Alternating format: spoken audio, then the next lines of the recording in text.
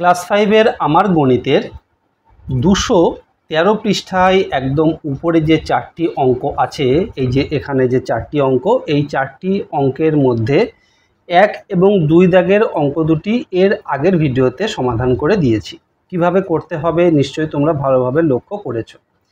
আজ আমরা 3 এবং 4 দাগের এই দুটো অঙ্ক সমাধান করব। খুব মনোযোগ দিয়ে দেখো, তাহলে বিষয়টি খুব সুন্দরভাবে বুঝতে পারবে এবং এই ধরনের অঙ্ক করতে আর কোনো অসুবিধা তোমাদের হবে না। 3 দাগে দেখো, 4 জন লোক প্রতিদিন 6 ঘন্টা করে কাজ করে 14 দিনে একটি কাজ শেষ করতে পারেন। 7 জন লোক প্রতিদিন 3 ঘন্টা কাজ করে কত দিনে ওই কাজটি শেষ করতে পারবেন। তো দেখো, 3টি রাশির মধ্যে সম্পর্কযুক্ত একটি ঐকিক নিয়মের অঙ্ক। এই অঙ্কটি আমরা কিভাবে করব? প্রথমেই অঙ্কটিকে আমরা গণিতের ভাষায় প্রকাশ করে নেব। গণিতের ভাষায় প্রকাশ করতে গেলে আমাদেরকে ঠিক এইভাবে অঙ্কটিকে সাজিয়ে নিতে হবে। দেখো, আমাদের কাছে জিজ্ঞাসা করা হয়েছে কত দিন লাগবে, অর্থাৎ 7 জন লোক যদি 3 ঘন্টা করে কাজ করে রোজ, তাহলে সেই কাজটি শেষ করতে কত দিন লাগবে। তাই এই দিন, এই রাশিটিকে আমরা সবসময় ডান দিকে রাখবো, অর্থাৎ যে রাশিটিকে বের করতে হবে, অর্থাৎ যে রাশিটির মান আমাদের কাছে চাওয়া হবে, সেটিকে সবসময় ডান দিকে রাখতে হবে, অর্থাৎ শেষে রাখতে হবে। তো দেখো, 4 জন লোক রোজ 6 ঘন্টা করে কাজ করলে 14 দিন লাগে। এইবার 7 জন লোক, লোক সংখ্যা 7 হলে প্রতিদিন তারা যদি 3 ঘন্টা করে কাজ করে, তাহলে কতদিন লাগবে সেটি আমাদের বের করতে হবে। এটি হলো গণিতের ভাষায় সমস্যা।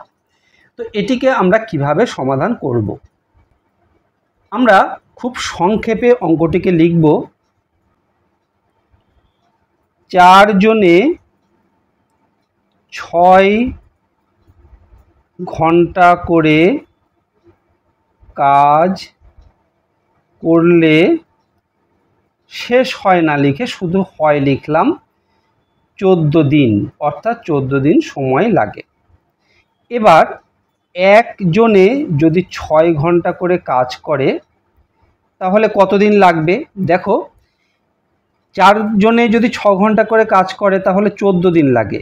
সেই কাজটি যদি একজনে 6 ঘন্টা করে করতে চাই, তাহলে আরও অনেক বেশি দিন সময় লাগবে।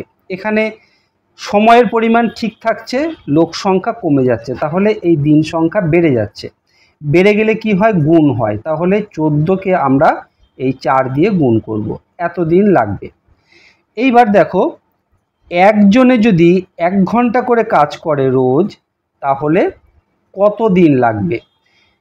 একজনে 6 ঘন্টা করে কাজ করলে যতদিন লাগতো, যদি 1 ঘন্টা করে কাজ করে তাহলে আরও অনেক বেশি দিন লাগবে। তাই আবারও আমরা গুণ করব। এই যে রাশিটি আমরা পেলাম, এই রাশিটিকে আবার আমরা এই 6 দিয়ে গুণ করব। আমরা এটি পেলাম, এত দিন লাগবে। এবার দেখো, 7 জন লোক, 7 জন লোক যদি রোজ 1 ঘন্টা করে কাজ করে, তাহলে কতদিন লাগে? একজনে 1 ঘন্টা করে কাজ করলে যা সময় লাগে, অর্থাৎ যতদিন সময় লাগে, 7 জন লোক যদি 1 ঘন্টা করে কাজ করে তাহলে কম সময় লাগবে। কম লাগলে কি হয়? ভাগ হয়। তাই এই রাশিটিকে আমরা ভাগ করব। নিচে 7 লিখলাম, তাহলে ভাগ করা হলো। এবার দেখো, 7 জন লোক যদি 3 ঘন্টা করে কাজ করে রোজ, 3 ঘন্টা করে কাজ করলে শেষ করতে কতদিন লাগবে?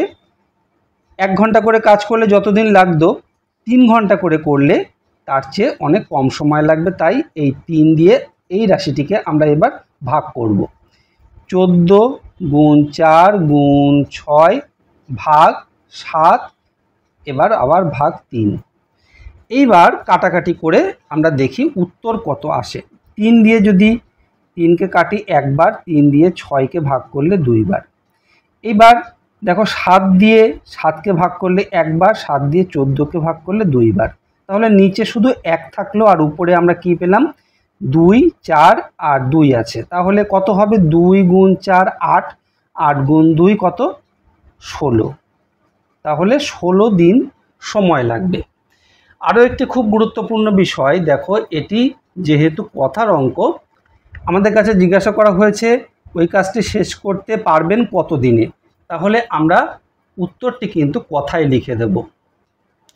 আমরা লিখে দেব ঠিক এইভাবে, 16 দিনে শেষ করতে পারবেন। বা আমরা যদি এখানে শুধুমাত্র 16 দিন এই কথাটা লিখে দিই তাহলেও কিন্তু ভুল হবে না, তবু আমরা একটু বেশি করে লিখে দিলাম। এবারে 4 দাগে দেখো, 14টা পাম্প মেশিন 200 দিনে 28,000 লিটার জল তুলতে পারে। 20টা পাম্প মেশিন 125 দিনে কত লিটার জল তুলবে? ঠিক আগের অঙ্কের মতো এটিও কিন্তু 3টে রাশির মধ্যে সম্পর্কযুক্ত একটি ঐকিক নিয়মের অঙ্ক। তো এই অঙ্কটিকে করতে গেলে আমাদেরকে প্রথমেই অঙ্কটিকে গণিতের ভাষায় প্রকাশ করে নিতে হবে। অঙ্কটিকে ঠিক আমরা এই রকমভাবে গণিতের ভাষায় প্রকাশ করে নেব। এখানে দেখো মেশিন সংখ্যা 14, দিন সংখ্যা 200 আর লিটার অর্থাৎ জলের পরিমাণ 28,000 লিটার জল, অর্থাৎ 14টি মেশিন 200 দিনে 28,000 লিটার জল তুলতে পারে। মেশিন অর্থাৎ পাম্প মেশিন। এবার 20টি মেশিন যদি হয়, 20টি পাম্প মেশিন যদি 125 দিন পাম্প করে তাহলে কত লিটার জল তুলতে পারবে এটি আমাদের বের করতে হবে। তো অঙ্কটিকে আমরা কিভাবে করব? ঠিক আগের অঙ্কের মতোই আমরা সংক্ষেপে এটিকে লিখব। 14টি মেশিন 200 দিনে, এখানে আর বেশি কিছু না লিখে আমরা শুধু 28,000 লিটার জল তোলে এটা লিখলাম। এবার একটি মেশিন 200 দিনে কত জল তুলবে? 14টি মেশিন যা জল তোলে একটি মেশিনে তো অত জল উঠবে না, কম উঠবে, তাই কি হবে? ভাগ হবে, কম হলে ভাগ হয়। তাহলে এখানে 28,000 ভাগ 14 লিটার জল তুলবে। এইবার একটি মেশিন যদি একদিন কাজ করে তাহলে কত জল তুলবে? আরও কম জল তুলবে, কারণ 200 দিনে যা জল তোলে একদিনে তার চেয়ে আরও কম জল উঠবে, তাই এটিও কিন্তু ভাগ হবে। উপরে যে রাশিটি আছে তাকে আবার আমরা এই 200 দিয়ে ভাগ করব, নিচে লিখলাম, তাহলে ভাগ করা হয়ে গেল।